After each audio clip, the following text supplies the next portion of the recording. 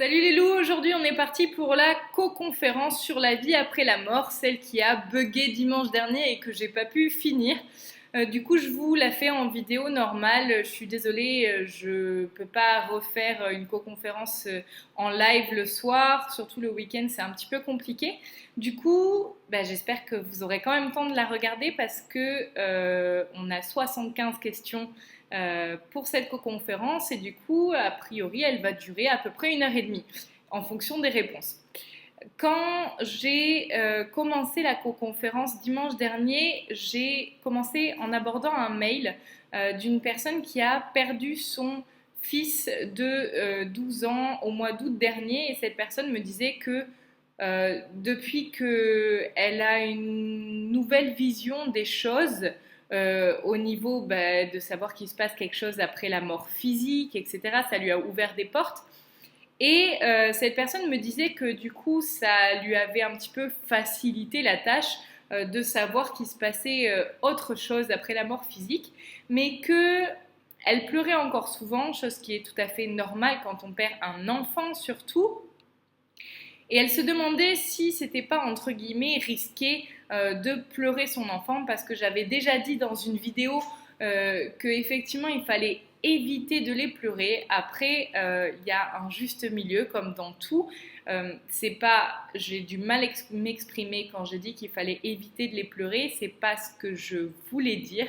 C'était dans le sens qu'il faut pas leur demander de rester, par exemple, à dire je ne veux pas que tu partes, je vais pas réussir ma vie sans toi, les personnes qui, par exemple, perdent un conjoint et qui se morfondent en se disant qu'ils vont plus arriver à vivre sans ce conjoint, ça c'est le genre de comportement qui va retenir une âme parce que l'âme va avoir, entre guillemets, peur de partir et donc de prendre le risque que la personne qui reste se tue, par exemple. Mais c'est tout à fait normal de pleurer une personne qui est partie, qui plus est quand c'est un enfant. Par contre, ce qu'il faut faire, l'idéal, en tout cas, ce que je pense qui doit être fait, c'est de pleurer la personne, mais de lui parler en lui disant que on pleure parce qu'on est triste, qu'on a perdu une personne qu'on aimait, mais qu'en aucun cas on veut que cette personne reste pour nous parce qu'on l'aime assez pour qu'elle s'en aille là où elle doit être et pour qu'elle soit heureuse à pas rester dans les strates du bas astral proche de la terre. Voilà ce que j'ai fait pour ma mère, par exemple, quand elle est partie. Bien sûr que j'ai aussi pleuré parce que c'est normal quand on est triste, parce qu'on perd une personne qu'on aime, mais c'est pas bon de demander à cette personne de rester. Donc, pour que souffrance s'en aille plus vite, il faut, en tout cas c'est mon avis, la vivre pleinement et vivre pleinement l'instant présent en fait, quand souffrance est en train de s'exprimer. Donc quand vous êtes en train de pleurer, essayez tant bien que mal d'apprécier souffrance qui est en train de s'exprimer et donc de sortir de votre corps. Voilà comment moi je l'ai vécu. Je ne dis pas que c'est la seule manière de le vivre, mais en tout cas ça a été une manière qui m'a permis de me relever assez vite et facilement.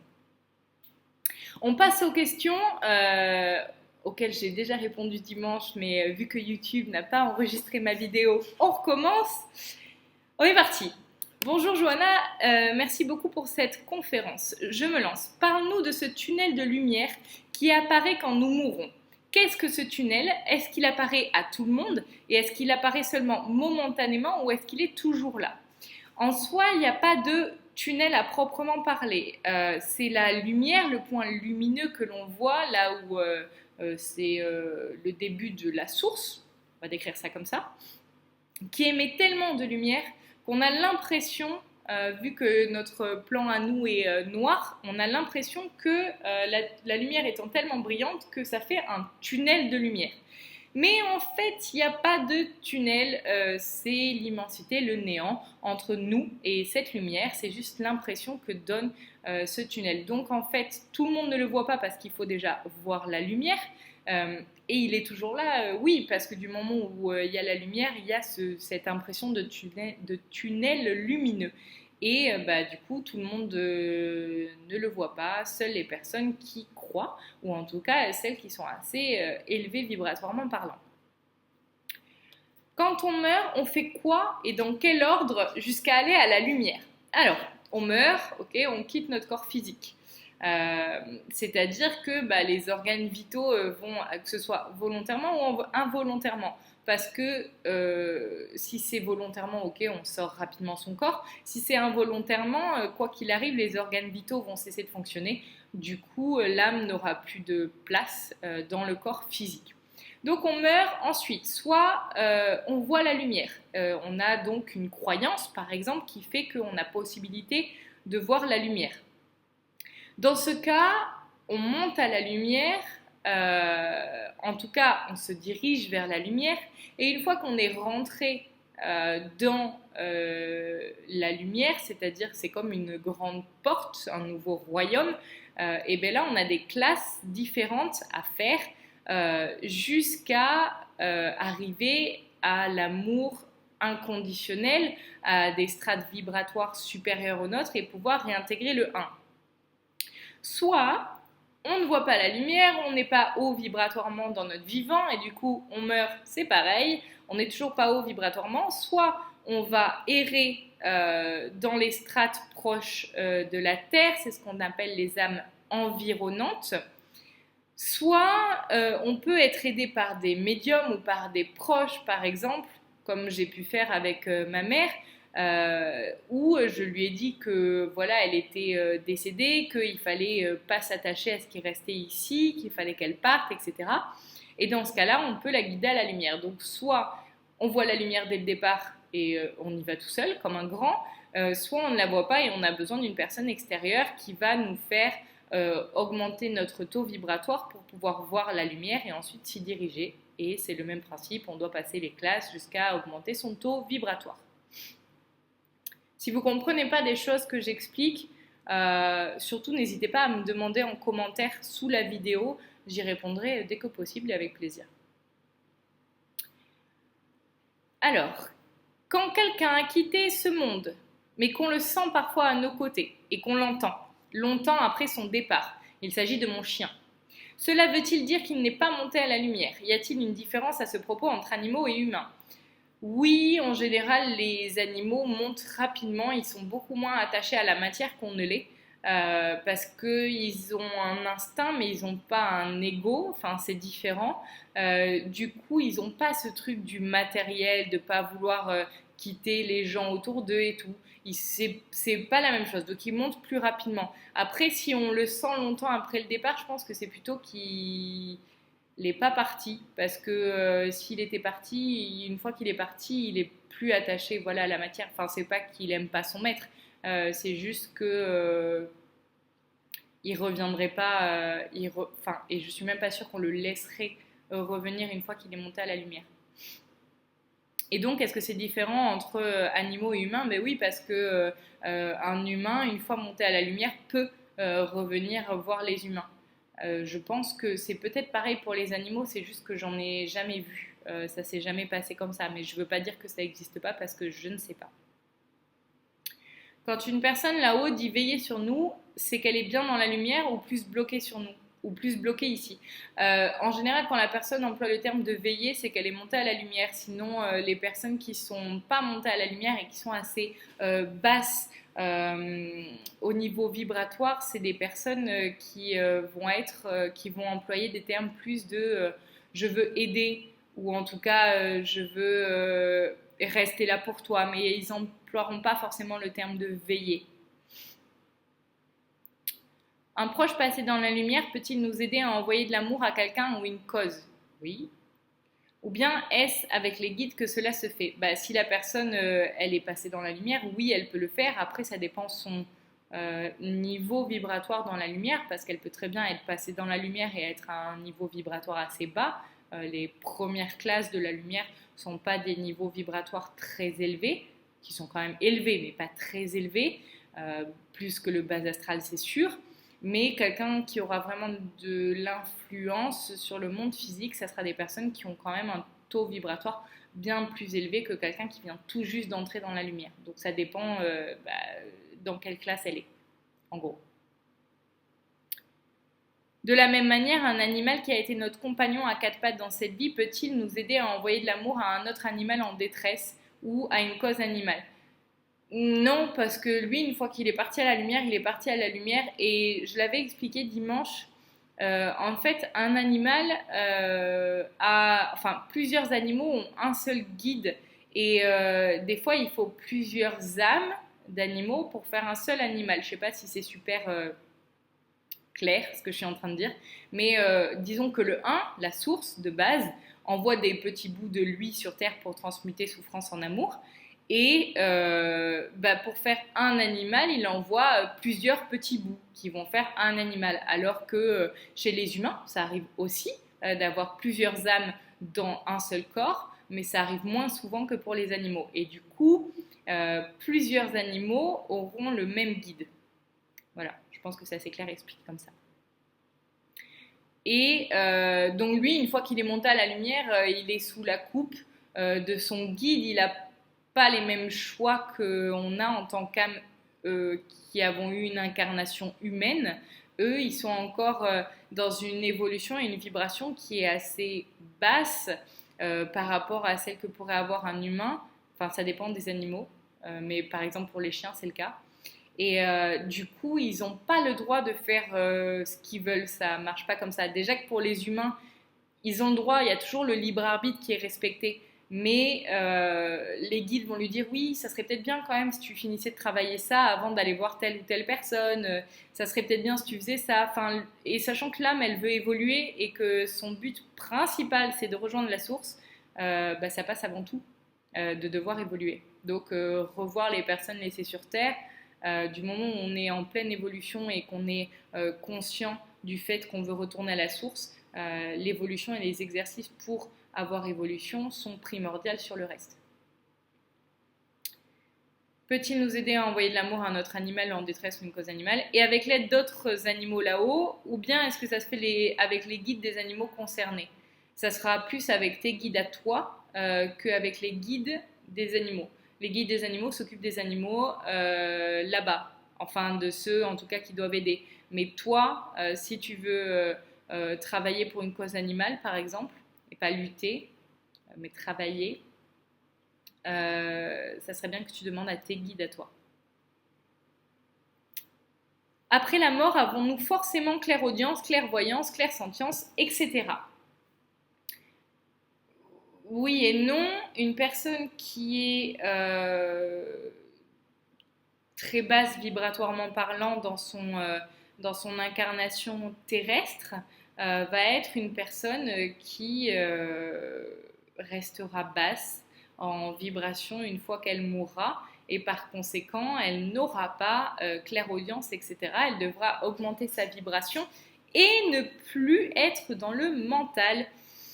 Parce que qui dit mental dit pas possible d'avoir clairaudience, etc. Et on a beau mourir, le mental reste là si on y est vraiment beaucoup dedans avant de mourir. Et donc, mort ou pas, non. Donc, pour réavoir, oui, du moment où il montera vibratoirement parlant, bien sûr que la personne retrouvera ses capacités. Mais avant de monter en vibration, non, elle n'aura pas forcément dès le début clairaudience, clairvoyance, etc. Enfin, clairvoyance, si, parce qu'entre morts, ils se voient. Mais par contre, quelqu'un, par exemple, un guide qui a une vibration haute, va voir tout le monde d'en haut, alors que quelqu'un qui est en bas ne pourra pas voir les strates au-dessus. Donc, clairvoyance dépend aussi de notre taux vibratoire. C'est-à-dire que moi, si j'avais une vibration super basse, je verrais que les gens de ma vibration et je ne verrais pas les vibrations qui sont plus hautes. Voilà. C'est pour ça que d'ailleurs, la plupart des personnes qui n'ont pas clairaudience, clairvoyance, etc., c'est des personnes qui doivent augmenter leur vibration. Après, non, ça je l'ai lu. Lorsque l'on vient de mourir, souffre-t-on émotionnellement des difficultés que l'on a eu du mal que l'on a eu ou du mal que l'on a pu faire? Si oui, comment se passe le processus? Est-ce que c'est cela qui reste pour nous permettre de travailler dessus dans notre prochaine vie et pouvoir régler cela et évoluer? Oui et non. On ne va pas garder ça dans la prochaine vie. Je donne l'exemple de ma mère. De son vivant, elle n'a pas forcément été super cool avec nous, dont mon frère et moi. Elle s'en est énormément voulu au moment de passer à la lumière. Enfin, elle venait de passer à la lumière. Il passe par une sorte de stade qu'on appellerait au niveau catholique le purgatoire, où on nous fait revivre, entre guillemets, tout ce que l'on a vécu sur Terre. Donc, on voit ce qu'on a fait d'amour et de non-amour. Elle s'en est énormément voulu. Ça a été super important pour elle qu'on la soutienne et qu'on lui dise qu'on l'aime malgré tout. Et dans sa prochaine vie, elle ne va pas forcément revivre la même chose. Par contre, il y a des chances que, par exemple, quelqu'un qui tue quelqu'un dans cette vie-là, il va arriver au purgatoire, ok, il va se sentir super mal parce qu'il sera devenu conscient, il sera redevenu conscience et amour, et donc prendre conscience qu'il a tué quelqu'un, ça va être super dur. Dans la vie d'après, il y a des chances que lui, il se fasse tuer pour comprendre l'autre côté de la situation. Ça ne veut pas dire que c'est une obligation, hein, c'est juste un exemple que je donne. Donc on ne vit pas exactement la même chose dans la vie d'après. Par contre, on essaye de découvrir les différentes phases d'une situation pour pouvoir la comprendre et donc la dépasser. Est-ce que la vie après la mort pourrait s'apparenter aux rêves que l'on fait en astral, ou est-ce très différent? Alors, ça c'est ce que j'avais dit, ça dépend des rêves que tu fais. Ça dépend de où tu vas en astral, parce que des plans d'astral, il y en a des milliers. Donc je ne pourrais pas du tout répondre à cette question. Mais en tout cas, oui, on ne voit pas le monde physique comme on le voit avec nos yeux d'humains incarnés. On voit les choses différemment, c'est plus vaporeux et c'est que énergétique. Voilà, c'est la seule chose que je pourrais dire. À propos du temps, quelquefois il est dit que le temps n'existe pas dans l'au-delà. D'autres fois plutôt que le temps est beaucoup plus lent. Et que peux-tu nous dire à ce propos? De ce que je sais et de ce qu'on m'a dit au niveau des guides et de ma mère, le temps passe beaucoup plus rapidement de l'autre côté. C'est un exemple que je donne, mais par exemple 3 semaines ici, ça fera un jour là-bas. C'est vraiment un exemple, hein. Et puis les guides disent que le temps, c'est une question d'appréciation. Et c'est vrai, parce que vous remarquez que vous êtes en vacances, le temps passe vachement plus vite que quand on est au boulot en train de travailler. C'est assez incroyable. On dirait vraiment que le temps se modifie. Donc c'est qu'une histoire d'appréciation, et je pense que c'est pareil chez eux, c'est qu'une histoire d'appréciation. Est-ce vrai que l'on assiste à ses propres funérailles? Comment cela se passe ensuite? Comment se fait la séparation du défunt avec ses proches? Oui, c'est vrai. Tous les défunts que j'ai pu voir ont assisté à leurs funérailles. En même temps, je trouve ça assez logique. Moi, demain, je meurs, c'est clair que j'irai à mes funérailles pour voir qui c'est qui vient, et j'irai hanter ceux qui ne viendront pas. Comment ça se passe ensuite? Une fois qu'ils ont assisté à leurs funérailles, déjà en général ça leur permet de comprendre qu'ils sont vraiment morts. Donc ça les aide à faire le deuil de leur corps physique. Et comment se fait la séparation du défunt d'avec ses proches? Ça dépend encore une fois comment le défunt voit la vie, comment le défunt était attaché à ses proches, s'il a conscience de ce qui se passe après, s'il en a peur ou pas. Ça dépend de beaucoup de choses, donc je ne peux pas faire de généralité, mais plus la personne était entre guillemets sur un chemin spirituel, un chemin de développement personnel, plus il partira vite à la lumière et il n'aura pas de difficulté à dire au revoir aux proches, parce qu'il aura conscience que les personnes se retrouveront de toute manière après. Voilà. Quelque chose n'est pas clair pour moi, pourtant tu en as déjà parlé. C'est le fait que l'âme reste présente quelques jours sur Terre après la mort, avant de monter à la lumière. Pourtant, je pensais que la lumière apparaissait tout de suite. Et aussi le fait qu'il y ait un certain délai avant la future incarnation. Peux-tu nous éclairer sur ce sujet? Alors, la lumière apparaît pour celui qui a envie de la voir, celui qui est totalement cartésien. Par exemple, une fois, j'ai eu un médecin à qui je parlais de la lumière, un médecin mort, hein, à qui je parlais de la lumière et qui me dit non mais vous me racontez n'importe quoi. Après la vie, il y a la mort et c'est tout, on n'est rien. Et je lui dis vous êtes rien, mais pourtant on est bien en train de se parler. Et il se dit ah ouais merde, c'est vrai que je suis en train de parler à quelqu'un alors que je suis mort. Au final, on a réussi à l'amener à la lumière. Et il nous a dit, oh, si j'avais su ça de mon vivant, j'en aurais parlé à tous mes patients. Et du coup, il ne voyait pas la lumière, parce que pour lui, elle n'existait tellement pas et le corps astral, le monde astral étant tellement par la pensée que si la pensée maintient que quelque chose n'existe pas, alors dans ce cas-là, pour le défunt, ça n'existe pas. Et du coup, le délai avant la future incarnation, ça dépend aussi de la personne, comment elle va travailler sur elle. Par exemple, je reprends le cas de ma mère. Elle a dû passer des strates, donc des sortes de classes d'école. Elle est rentrée dans la lumière, elle était, admettons, en CP. Pour passer en CE1, elle a dû faire tel ou tel exercice, etc. Et puis alors, elle augmente sa vibration au fur et à mesure qu'elle réussit les examens que les guides et autres lui donnent pour pouvoir augmenter son taux vibratoire. Et une fois qu'elle a un taux vibratoire qui est redevenu totalement amour, inconditionnel, là, elle a le droit de se poser la question pour savoir si peut-être elle va se réincarner. En fait, il y a de grandes chances qu'elle se réincarne, mais c'est pas elle qui va décider quand. C'est au-dessus qui vont décider si elle est capable ou non d'apporter assez d'amour, si c'est utile de la renvoyer ou pas.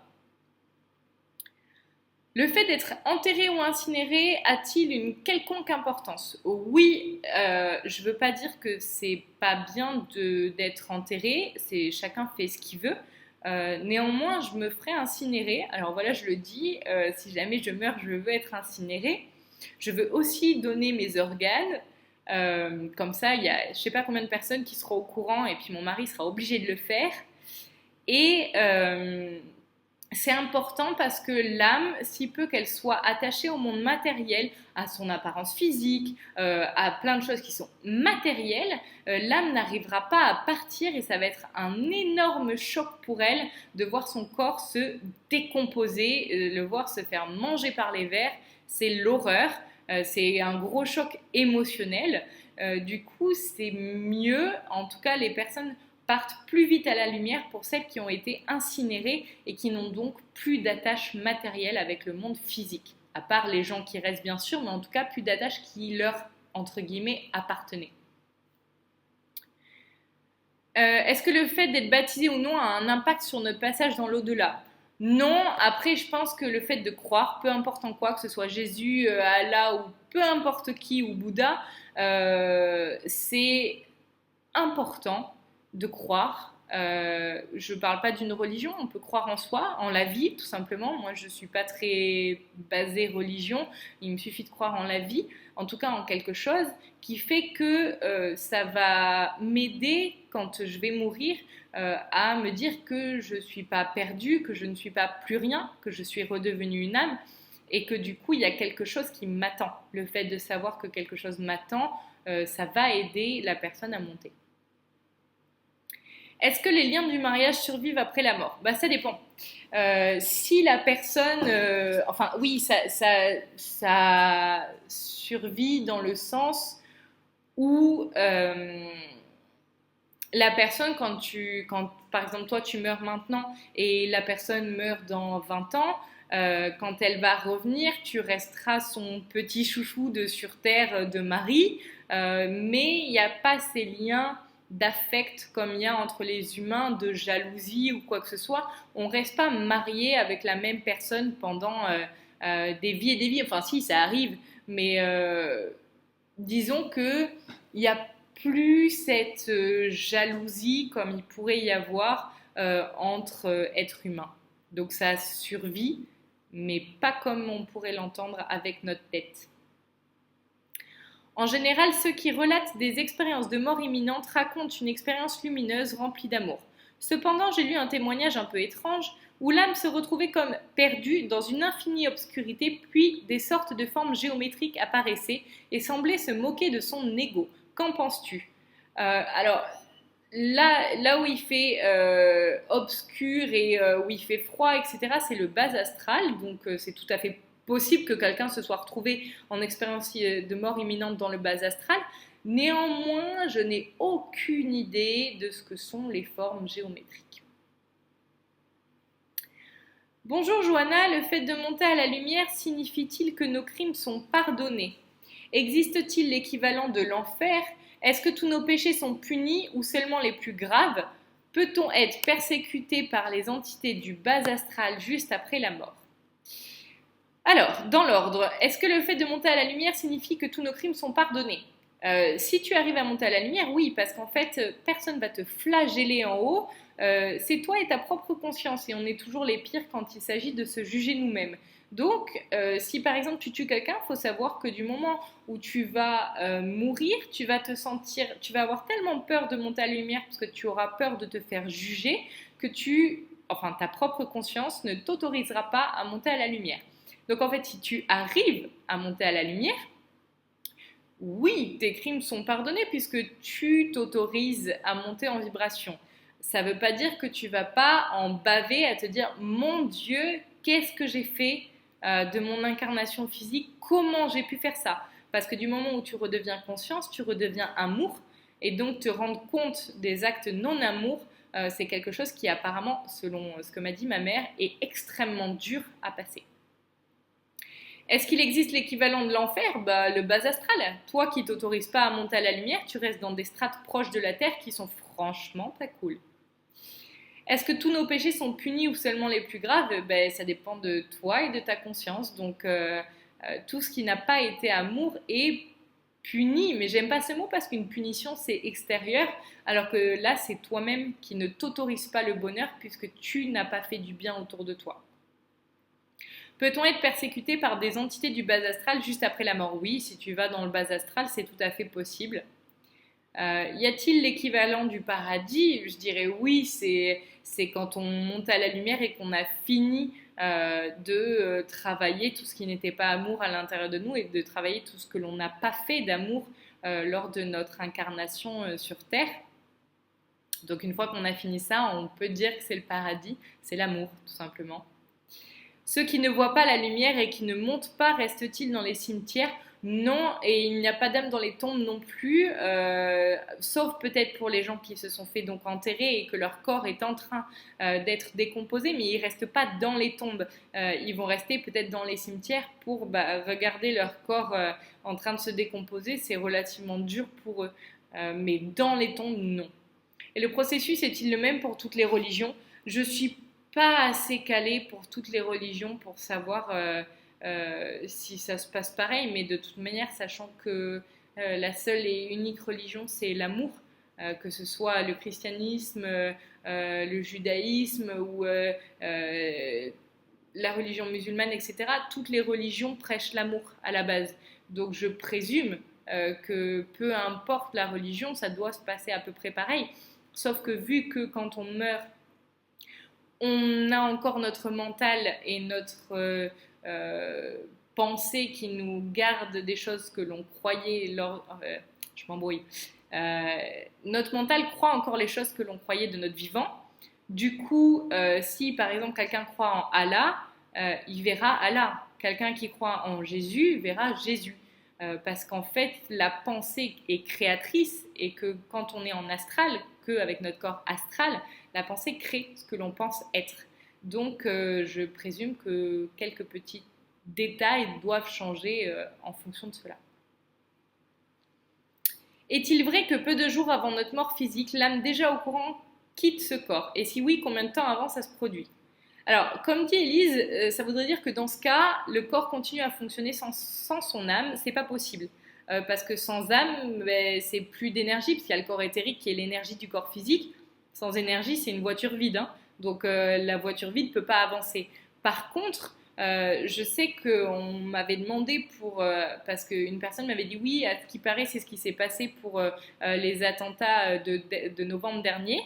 Et les guides ont dit que c'était possible que leurs guides, aux personnes qui sont décédées, les aient aidés quelques secondes ou minutes maximum, mais secondes plutôt, avant que la personne meure pour aider l'âme à quitter le corps et que la personne ne souffre pas trop.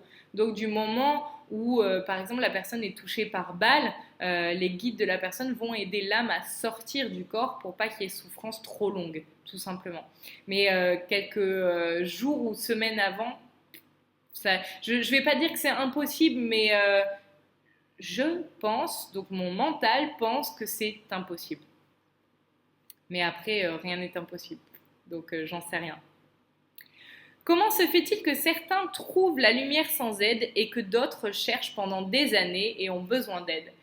C'est toujours l'histoire de notre niveau vibratoire. Quelqu'un qui est très bas vibratoirement parlant ne verra pas la lumière et donc il aura besoin d'aide parce qu'il ne saura pas la trouver tout seul. Donc moins la personne est sur un chemin d'évolution personnelle et une recherche de soi-même, plus la personne va être euh, hyper bornée à dire oui, il n'y a rien qui existe après la mort, plus la personne aura vraiment du mal à trouver quelconque chemin après, parce qu'elle sera tellement persuadée à 10 000% qu'il n'y a rien qu'elle ne verra rien. Donc tout ce dont on peut être sûr, c'est qu'on n'est jamais sûr de rien. Et dans ce cas-là, on est quasiment sûr de monter à la lumière. Pourquoi certains ne voient pas les êtres de lumière qui sont à leur côté pour les aider à monter justement? Eh bien parce qu'ils ont une vibration trop basse et que ceux qui ont une vibration basse ne voient pas ceux qui ont une vibration haute. Tout simplement. Lorsque l'on choisit de se réincarner en guide, peut-on se réincarner par la suite en humain? Oui, c'est possible. Par contre, l'inverse n'est pas forcément possible. Un humain ne peut pas choisir une fois qu'il arrive en haut et dire bon moi la vie prochaine je suis guide. Déjà il faut qu'il ait fini son cycle de réincarnation. Par contre, un guide qui avait donc fini son cycle de réincarnation peut choisir dans sa vie d'après, sachant qu'il n'y a pas de limite d'âge dans les guides, c'est quand il en a un peu marre d'être guide, peut se dire ok, moi dans la vie prochaine je vais devenir bodhisattva, c'est-à-dire que je vais me réincarner pour aider les gens sur Terre dans leur cheminement personnel et leur avancée vers l'amour. Voilà. Donc un guide peut choisir de se réincarner en humain, mais pas l'inverse. Comment des âmes reconnaissent les passeurs d'âmes alors que ce ne sont pas des personnes qu'elles connaissent? Par leur aura qui a une couleur différente, une densité différente. C'est comme si on avait un panneau au-dessus de la tête marqué passeur d'âmes. Une femme qui meurt à 90 ans par exemple et qui a perdu son mari alors qu'il était jeune, qui n'a pas refait sa vie depuis. Comment se passent ces décalages d'âge dans l'au-delà? Idem pour un enfant qui meurt, reste-t-il âme d'enfant jusqu'à ce que ses parents montent? Alors, si la femme meurt à 90 ans et que son mari a eu le temps de faire un chemin spirituel dans la lumière depuis qu'il est parti, ça veut dire que soit il va choisir de l'attendre, et dans ce cas-là, il va garder l'âge qu'il a, et puis elle pourra, une fois qu'elle aura atteint un taux vibratoire suffisant, changer son apparence. Soit, non, en fait, c'est à peu près que ça. Elle peut choisir, du moment où le taux vibratoire et l'énergie est suffisante, on choisit notre apparence dans l'au-delà. Donc, du coup, soit lui, il pourra choisir d'être vieux, mais en général, les âmes choisissent un physique plutôt flatteur. On ne va pas choisir de rester moche ad vitam aeternam. Donc, autant choisir le physique qu'on avait quand on était jeune. Et du coup, pour un enfant qui meurt, en général, il reste enfant jusqu'à ce que quelqu'un le guide. Donc, soit des médiums ou des passeurs d'âme qui vont le guider à la lumière, soit il attendra que ses parents meurent si jamais il est hyper attaché de manière physique à ses parents. Mais en général, un enfant n'est pas parti de la maison depuis très longtemps, donc il peut retrouver le chemin peut-être plus vite qu'un adulte. Quand tu as aimé quelqu'un toute ta vie d'un amour profond, mais que tu as eu un autre mari dans une autre vie et que tu l'as aimé aussi, comment cela se passe? C'est le bordel, non? Oui, alors j'avais adoré cette question. Effectivement, c'est un peu le bordel, mais pas le bordel comme on pourrait l'imaginer en tant qu'être humain, où on imagine les jalousies, les crises de jalousie, justement. Ça se passe pas comme ça. C'est mon cas, un de mes guides, c'est un de mes anciens maris, il y a une vie, il y a très longtemps. Je l'aime toujours, malgré le fait que j'aime énormément mon mari actuel.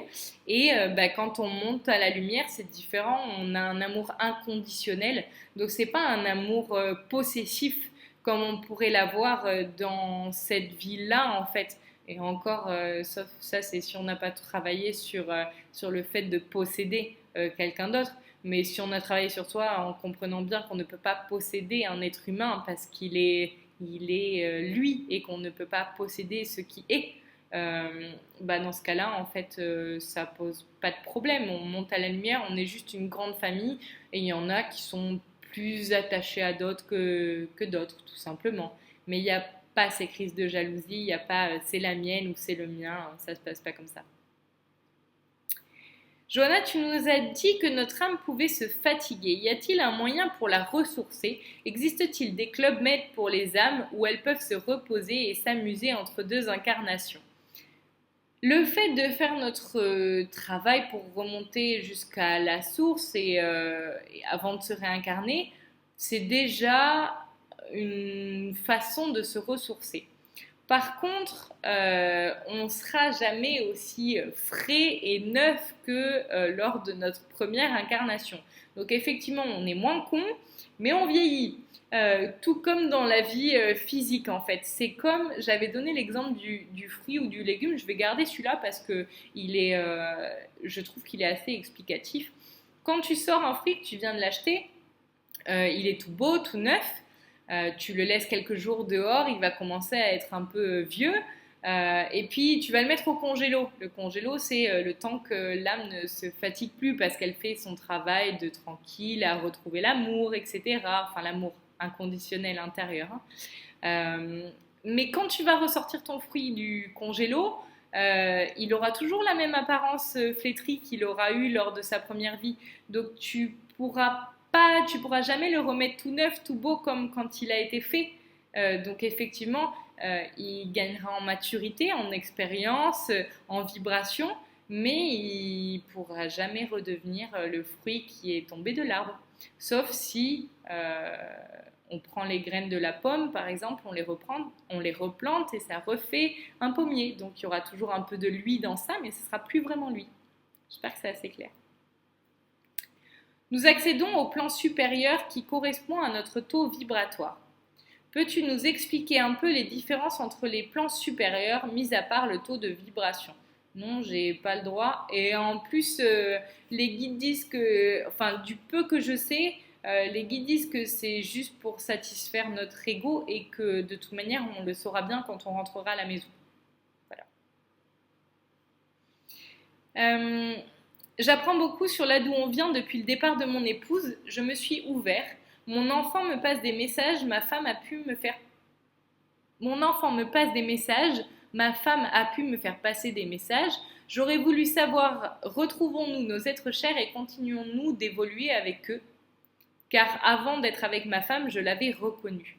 Oui, bien sûr qu'on garde souvent les mêmes personnes, surtout celles avec qui on évolue beaucoup. C'est ce qu'on appelle les familles d'âme. Et on ne les garde pas toute notre vie, on les garde le temps que notre coévolution est fructueuse. Du moment où la coévolution n'est plus assez... j'aime bien le terme fructueux, mais je cherchais un autre terme plus puissant. Du moment où en tout cas on n'évolue pas rapidement avec l'autre, on n'évolue plus assez rapidement avec l'autre, alors dans ce cas-là, en tant qu'âme, on fera le choix de ne plus se réincarner avec cette personne-là, mais d'en choisir une avec qui on aura l'opportunité d'évoluer plus vite. Lorsqu'une personne nous quitte et se manifeste après son départ, cœur accroché qui se balance lentement quand je demande l'aide ou la présence de cette personne. C'est ma grand-mère qui vient de décéder. Comment se fait-il que l'on peut encore sentir sa présence et le cœur bouger au-delà des 3 jours, jour où elle a rejoint la grande lumière? Parce que tout simplement, elle n'a pas rejoint la lumière au bout de 3 jours. La plupart des âmes attendent au moins 7 jours, en tout cas de celles que j'ai rencontrées. Et après, ça peut aller jusqu'à plusieurs années, plusieurs décennies. Donc, elle n'a pas rejoint la lumière au bout de 3 jours. Donc, c'est pour ça qu'elle a pu faire bouger le cœur à côté de toi. Même de toute manière, une fois montée à la lumière, c'est toujours possible de faire bouger le cœur, mais qu'en ayant atteint un niveau vibratoire assez élevé pour avoir le droit, entre guillemets, de revenir sur Terre. Lors de la réincarnation, pourra-t-elle encore venir vers moi? Non. Du moment où elle sera réincarnée en quelqu'un d'autre, elle ne pourra plus venir vers toi. Comment sais-tu toutes ces choses sur la mort? Alors déjà, je ne sais pas grand-chose, et le peu de choses que je sais, c'est les guides qui me l'ont dit au début, et avec le temps, les guides m'ont mené vers mon soi. Mon soi, c'est ma part divine, c'est l'être divin que je suis, parce qu'il ne faut pas oublier qu'on n'est pas des êtres humains qui vivons des expériences spirituelles, on est des êtres spirituels et divins qui vivons pleinement une expérience humaine, Et du coup, j'ai juste le souvenir de plein de choses, comme si des fois, toi, tu sais des choses et pourtant tu les as jamais apprises, mais tu sais pas comment c'est possible, mais tu les sais. Eh ben, c'est le soi qui sait à l'intérieur de toi. C'est des souvenirs, des mémoires cellulaires du corps et du soi divin. Pourquoi les enfants sont plus susceptibles de voir les fantômes? Parce qu'ils n'ont pas d'a priori. Et que les enfants, je ne sais pas si vous avez remarqué, mais les enfants, ils n'ont rien à faire de savoir si leur copain est blanc, jaune, rouge ou vert. C'est son copain, ils n'ont pas d'a priori, il n'y a pas de religion, il n'y a pas d'argent, il n'y a rien entre les gosses. Et il n'y a rien non plus par rapport aux fantômes, parce que pour eux, tout est possible. Et si tous les humains, tous les adultes pensaient comme ça, on vivrait dans le monde des bisounours. Ça serait génial. La vie après la mort pour les suicidés, les étapes. Peut-être même avant le geste fatidique. J'ai perdu mon cousin qui s'est pendu. Il est venu me dire au revoir dans un rêve lors de sa dernière nuit sur Terre. Il était méconnaissable comme toutes les personnes qui se suicident par pendaison. Effectivement, c'est très difficile pour les personnes qui se pendent parce qu'elles mettent un terme à la chance qu'elles ont eue de pouvoir se réincarner. Et une fois qu'elles sont sorties de leur corps physique, elles se rendent compte de ce qu'elles ont fait, qu'elles ont entre guillemets gâché la chance qu'on leur avait donnée. Donc du coup, pour elles, elles ne méritent pas, c'est leur conscience qui fait ça, elles ne méritent pas d'aller à la lumière et d'avancer. Donc c'est pour ça que beaucoup d'âmes suicidées restent des âmes environnantes et des âmes du bas astral parce qu'elles s'en veulent énormément. Et je ne sais pas du tout, avant le geste fatidique, ce qui peut se passer. C'est possible que l'âme soit venue par exemple te dire au revoir avant que le mental ne fasse les actes que l'âme avait décidé, enfin que le mental avait décidé plus que l'âme. Mais c'est possible que l'âme soit venue te voir pour dire que la personne allait partir.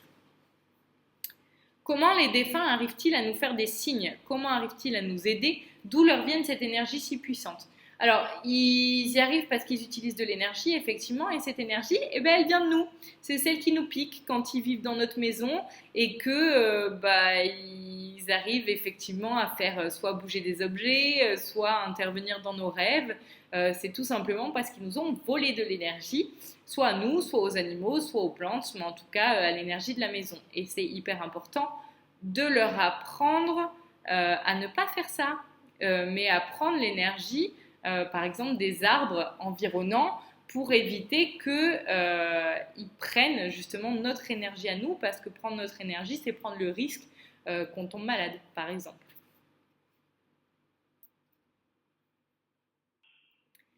Pourquoi lors des émis, d'après les études Aware pour ne citer qu'elles, beaucoup ne se rappellent de rien et peuvent vivre une vraie expérience de mort imminente?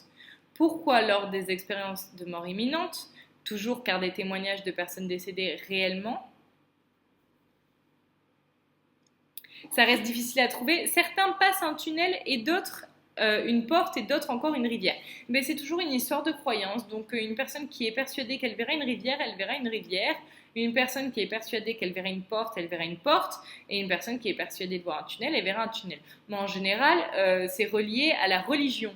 Donc, souvent, la rivière, c'est le Styx, donc où il y a le gars des enfers, je ne sais même plus son nom, qui va vérifier si tu ne vas pas aux enfers ou au paradis. Le tunnel, je ne sais pas quelle religion c'est. La porte, ça serait plus peut-être bouddhiste.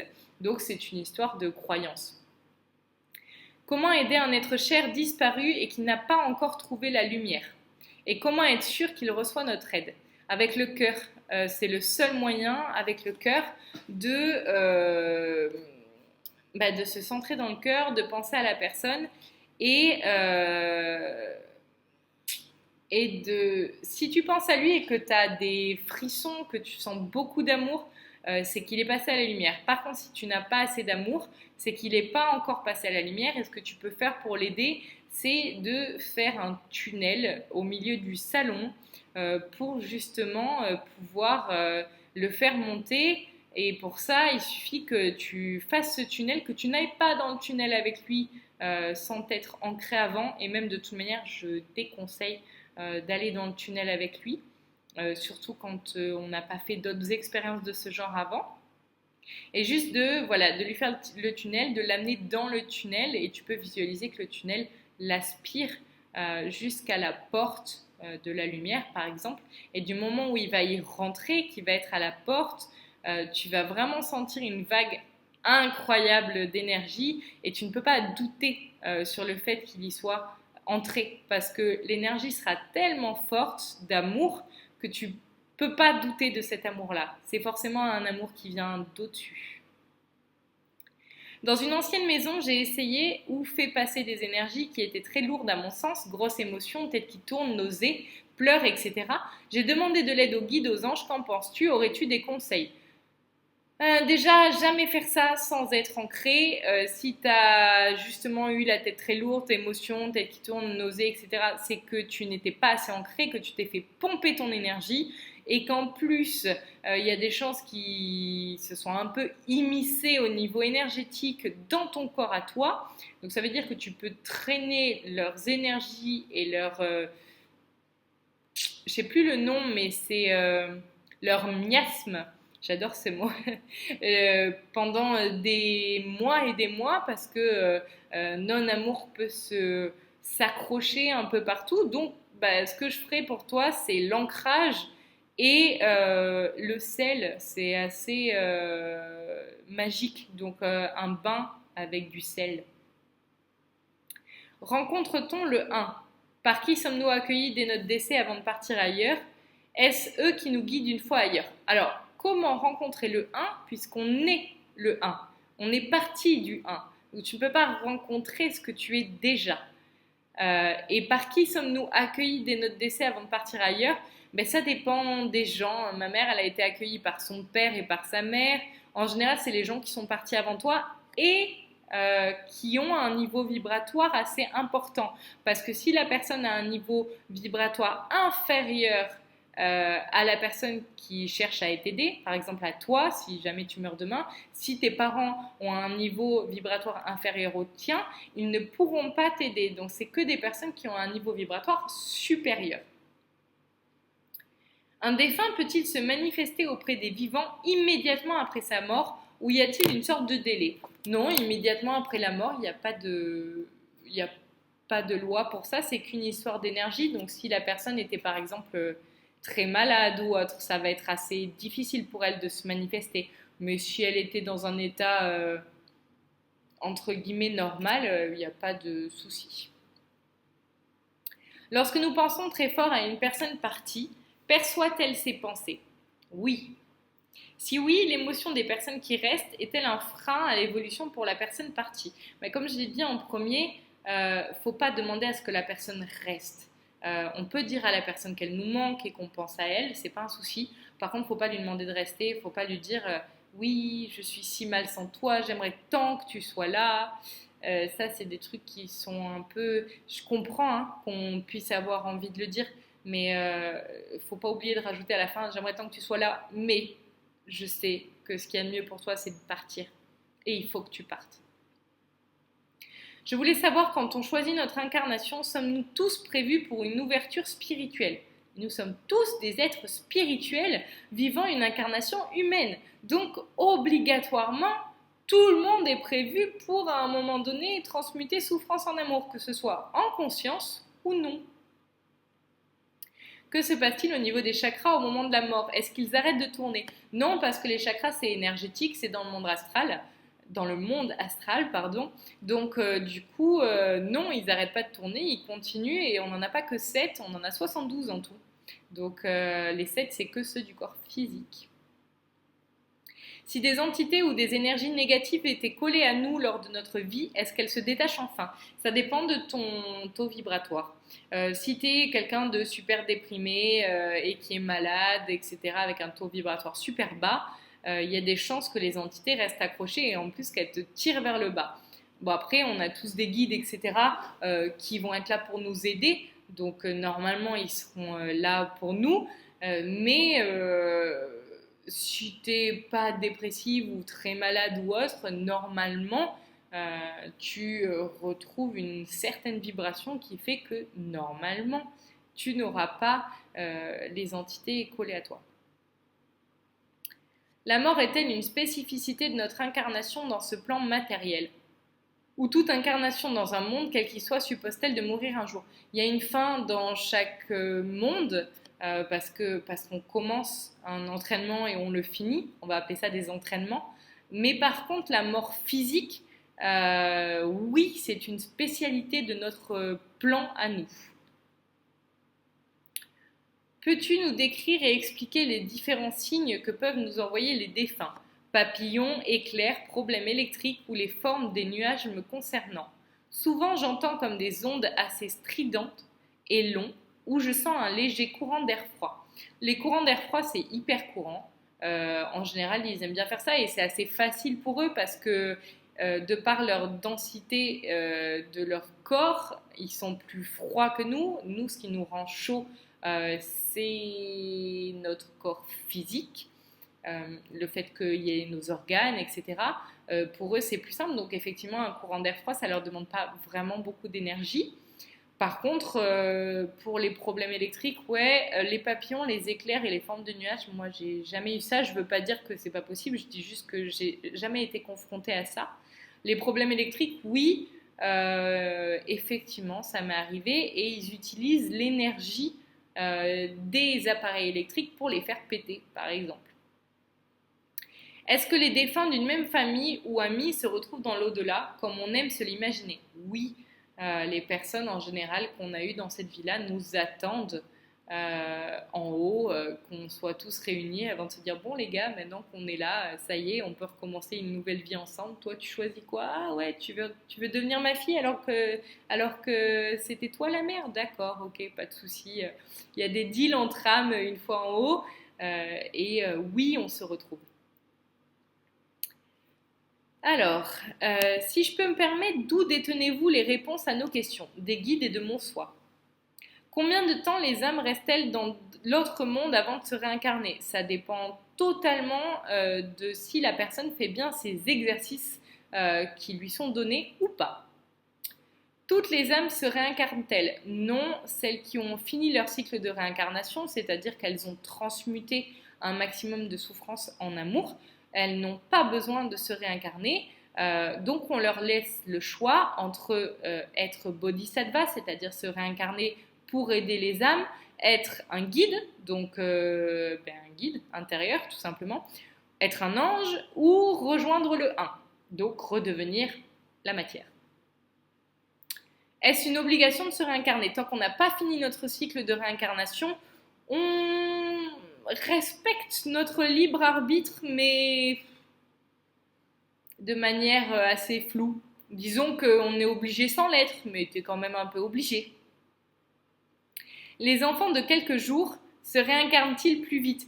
Oui, parce que ça dépend des circonstances en fait. Je vais dire oui, en règle générale oui, parce que ils n'ont pas quitté la maison depuis longtemps, donc ils se rappellent bien du chemin. Par contre, tout dépend de la souffrance qu'ils ont subie. Par exemple, si c'est un avortement qui n'était pas prévu, ou je sais pas, j'ai pas d'autres exemples, mais en tout cas une souffrance non prévue et violente, là il aura le chemin à refaire en sens inverse, mais ça sera plus compliqué parce qu'il aura déjà accueilli souffrance à l'intérieur de lui et il faudra la transmuter avant de réavoir le droit de retourner à la source. Une fois réincarné, la communication entre nous et eux est-elle rompue? Oui, on ne peut plus parler à une personne qui est déjà réincarnée. Après la mort, les proches ici-bas se reconnaissent-elles dans l'autre monde? Je ne suis pas sûre de bien comprendre la question. En gros, est-ce que, par exemple, ma mère et moi, on se reconnaîtra quand moi je mourrai? Oui. Après une expérience de mort imminente, est-il possible que l'éveil se fasse de façon exponentielle, comme si on franchissait les étapes? Oui, carrément. En général, c'est un petit peu prévu pour ça aussi, hein. Ça arrive relativement souvent, soit à des personnes qui doutent, énormément de leur capacité ou en tout cas de ce qu'elles pensent savoir, mais le mental est hyper puissant et du coup on leur fait vivre ça pour qu'elles disent oh, mon Dieu, j'ai un mental puissant, mais alors là mon mental n'est pas capable d'expliquer quoi que ce soit, donc peut-être qu'il y a autre chose. Et ça arrive aussi aux personnes qui ne croient en rien pour justement un petit peu les déstabiliser et leur dire les gars, s'il n'existe rien d'autre, alors ça c'est quoi? Euh, alors, je n'ai pas peur de la mort, mais ce dont j'ai très peur, c'est au moment où je meurs, ne plus être consciente de rien, comme si on appuyait sur le bouton off, car le fait de ne pas me souvenir de ce que j'ai pu faire après la mort dans le passé me préoccupe souvent. Quand on se réincarne, on n'a plus conscience de ses vies antérieures. Mais lorsque l'on meurt, est-ce que l'on est conscient comme dans le vivant ou c'est différent? On est conscient, ça dépend encore une fois de ta vibration quand tu meurs. Par exemple, ma mère qui n'était pas du tout sur un chemin spirituel n'avait pas la même conscience que moi je pourrais avoir quand je vais mourir, parce qu'on n'a pas la même conscience en étant vivante déjà, donc on n'atterrira pas au même endroit. Euh, et du coup, ben, en fonction de ta conscience que tu as quand tu es incarné, oui, tu garderas conscience de bien plus de choses une fois que tu meurs. Je trouve ça pire de renaître que de mourir. Enfin, c'est mon point de vue, mais en tout cas, je pense qu'on doit vachement plus flipper avant de se dire mon Dieu, je repars pour une vie, les gars, pensez à moi, donnez-moi du courage, je repars pour une vie entière sur Terre, plutôt que bon, bah les gars, je rentre à la maison, c'est méga cool, on va retrouver les copains, on sera dans l'amour, enfin, c'est vachement mieux. Et tu te souviens de tout, normalement, tu te souviens de ta vie physique. Et en fonction de ton taux vibratoire, tu vas réacquérir ce qui s'est passé dans tes vies passées aussi. Donc, tu vas redevenir omnisciente. Dans une de vos vidéos, vous avez parlé des 7 maisons qui existeraient dans l'au-delà. Vous aviez longuement détaillé la première comme le bas astral, c'est-à-dire le monde le plus proche de nos termes, du nôtre en termes de vibration. Avez-vous eu d'autres informations concernant les autres maisons? Si oui, pouvez-nous les faire partager? J'ai pas le droit d'en parler et franchement, je sais pas grand-chose parce que moi non plus, j'ai pas le droit de savoir. Ça fait partie des choses où le mental doit lâcher prise. Pourquoi est-ce que la mort est une épreuve si difficile? Quel est le but de cette étape? Pourquoi le 1 n'a pas choisi de faire de la mort une délivrance plutôt qu'une souffrance? Bah, ça dépend pour qui, c'est ton point de vue à toi, hein. Parce que clairement, il y a pas mal de gens que j'ai vu mourir et pour qui c'était une énorme délivrance. Ils souffraient tellement dans le monde physique, dans ce plan de souffrance, que pour eux, la mort, ok, c'était quelque chose qui fait mal pendant quelque temps, mais à terme, c'était vraiment une délivrance. Et pour quelqu'un pour qui c'est souffrance, par exemple quelqu'un qui a un cancer qui dure sur plusieurs mois, c'est censé faire prendre conscience au malade qu'il y a quelque chose à comprendre. Le cancer, c'est quand est-ce que ça sert. Donc si tu as un cancer, par exemple, je sais pas, je cherche un exemple, cancer du foie. Le foie, c'est tout ce qui est digestion, création de la bile, donc le stress, tout ce qui est digestif en règle générale de toute manière. Donc, qu'est-ce que tu n'as pas réussi à digérer dans cette vie-là? Qu'est-ce qui fait que tu es tout le temps sur les nerfs à ne rien accepter de ce qui est? Donc, oui, tu peux vraiment souffrir, comme ça peut être une énorme délivrance. Donc, tu as toujours l'expérience qui est nécessaire à ton évolution. Et beaucoup d'humains, malheureusement, ne réagissent et ne comprennent que dans la douleur. C'est bête, mais c'est comme ça. Et du coup, pourquoi n'a-t-il pas décidé que ce serait le meilleur moment de notre incarnation? Parce que là, franchement, on n'a pas trop envie d'y passer. Bah, ça dépend pour qui aussi. Franchement, moi, je suis pas pressée de mourir, mais en même temps, il me tarde de rentrer à la maison pour pouvoir commencer, retrouver des copains et tout. Donc, enfin, je suis pas du tout pressée. J'adore mon incarnation terrestre. Mais la peur de la mort, c'est du coup pour toi, c'est la peur de la souffrance, d'avoir mal, alors qu'en fait, une mamie qui a 90 balais et qui s'arrête de respirer, elle capte même pas qu'elle vient de mourir. C'est juste le système respiratoire qui s'est arrêté, donc l'organe, mais l'âme ne souffre pas. Donc ça dépend des personnes, et puis si tu es sage, peut-être qu'on te donnera un arrêt respiratoire. La question est-ce que l'âme et les corps énergétiques quittent notre corps lors de la mort physique en même temps? Ou cela se fait par couche? Non, tous les corps énergétiques quittent le corps en même temps. L'âme, en fait. Tout simplement, l'aura, l'âme quitte le corps en même temps. Il y a âme, corps physique. Pour ma part, j'ai lu que des embaumeurs ont souvent des manifestations d'énergie lors de la préparation du défunt. Est-ce le corps astral? Euh, alors, ça peut être plusieurs choses. Ça peut être le défunt qui est attaché à son corps physique.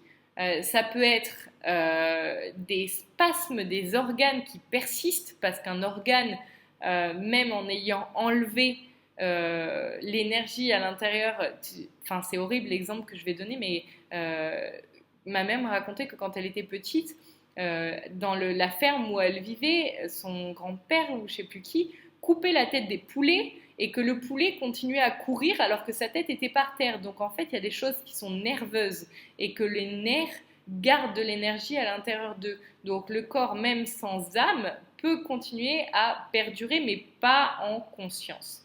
Et ça peut aussi être d'autres âmes qui, entre guillemets, s'amusent avec le corps du défunt. Mais j'irai pas plus loin sur ce chemin-là.